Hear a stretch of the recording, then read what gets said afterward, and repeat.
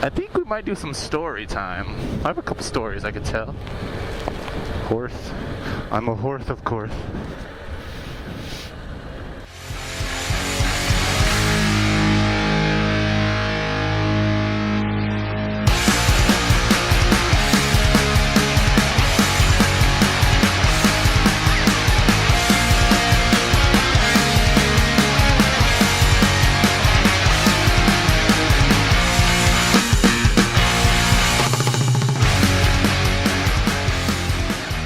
How about some first job stories, huh?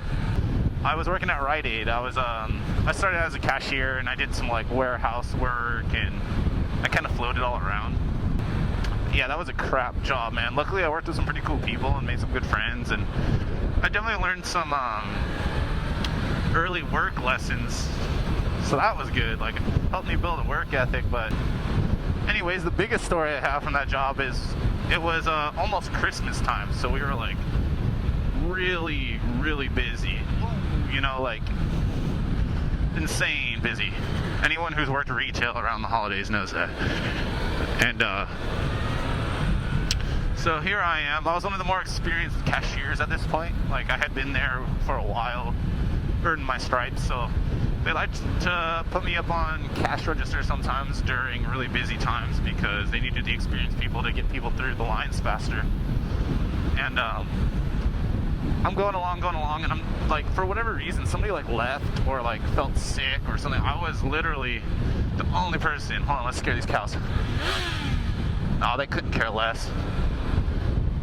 Oh, the sheep. I was alone at the register, and my line was just insane. It was to the back of the store.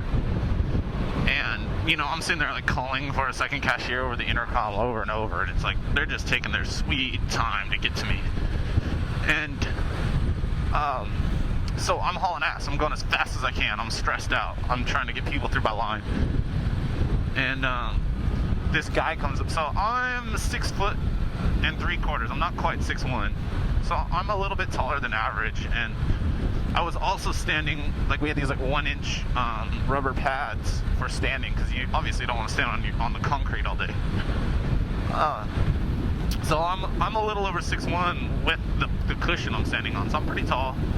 And this guy, he comes to my line, he's this massive man, probably a basketball player or something, and he's just really big. And he goes, "Hey, I'll take a pack of Marlboro Reds. Hey." And I'm sweet, he's just getting cigarettes. One item, I'm gonna get him through. And then I had this sneaky suspicion. I'm nah, I'm gonna card this guy, right?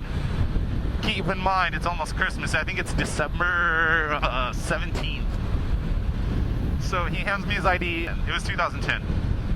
And I check this dude's ID, and it's age 18 in 2010, and I'm oh, cool, it's the end of the year, he's definitely old enough. And so I sell him the cigarettes. Shortly after, these two police officers walk in, and they were "Hi, we need to speak to your manager." And so I call the manager up. And I'm starting to get really confused at this point, because I'm not thinking of it. I'm not thinking anything out of the ordinary is happening, and I'm what's going on, And we go back to the office with these two cops, and while we're on the way to the office, they're yeah, he sold tobacco to a minor. So we need to get your tobacco license information, and because basically selling tobacco to a minor is a strike against your tobacco license, and 3 strikes they revoke your license. And for a company the size of Rite Aid, that store, we would do nearly $1 million a day in products, so to lose our tobacco license was a significant amount of that. And so we're on the way back to the office, and the cop's explaining to me he's "Don't worry, bud, I know this is stressful, but you didn't violate any company policy or anything, because the company policy said if somebody appears to be 25 years or younger, you have to card them. I was convinced this guy was 18 because I was old enough to buy cigarettes, and this guy was like, he made me look like a small boy. And they're like, yeah, you didn't violate the policy, so it's just gonna go against Rite Aid's tobacco license, so don't stress. So we get in the office, my manager has to call the bigger manager. So now I'm here with like a regional manager, my store manager, and these two cops. And my regional manager goes, no, you violated policy. And so the cops were actually in my defense, and they were arguing in my defense. But at the end of the day, it turns out they fired me because it was Rite Aid's second tobacco strike. So they would have lost their tobacco license because of me. And they justified it, and they said, you know, we're gonna pin this on you. So since Rite Aid didn't actually accept it, the police charges fell to me. And I had to go to court. Oh man, I had just the worst court experience. And they ended up fining me $500, and it was a misdemeanor offense. Like, I didn't get any kind of option for community service or anything to have the blow lightened. So that sucked, man. That really sucked. Because actually at the time I was saving up for school and stuff, you know. I was living at my parents' house, working, and all the money I was saving was going to go towards my next semester's school. And that $500 at the time, it was just like a good portion of my savings. So that hurt. So I end up going to court, and there was this judge, and I mean, duh, there's a judge at court, duh, yeah. But this judge, he was funny looking. He sticks out. Like, I can see his face vividly to this day, because he was like the ugliest ginger you've ever seen. And no offense to gingers, but this guy looked like the aborted version of Louis C.K.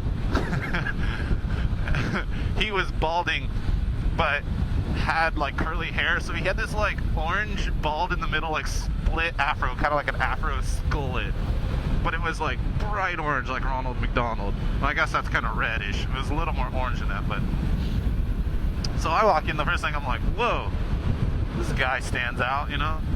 And I go, and I'm sitting in line, or not in line, but I'm sitting on a bench, and there's like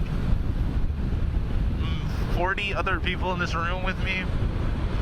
And you know, they tell us, okay, we're gonna call you up case by case, so stay here. When you hear your name, walk up to this stand,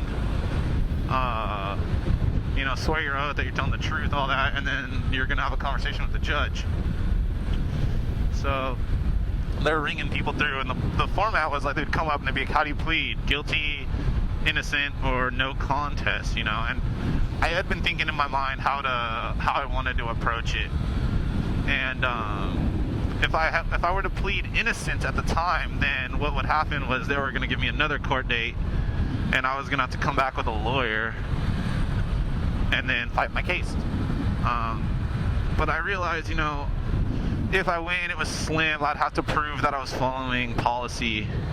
And this kid that was 17, but he oh, I forgot to mention, he turned 18 in 2 days from this incident.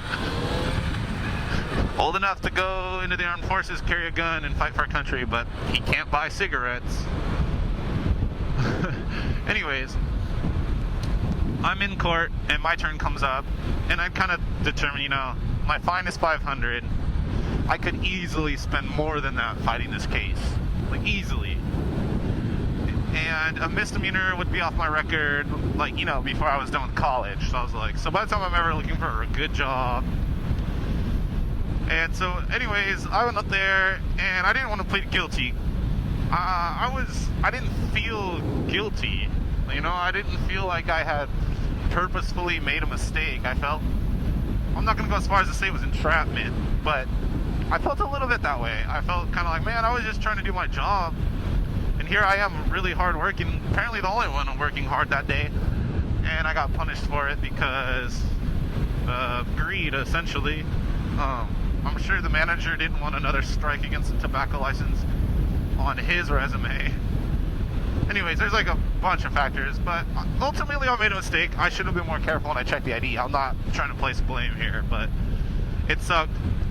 So I ended up paying my fine.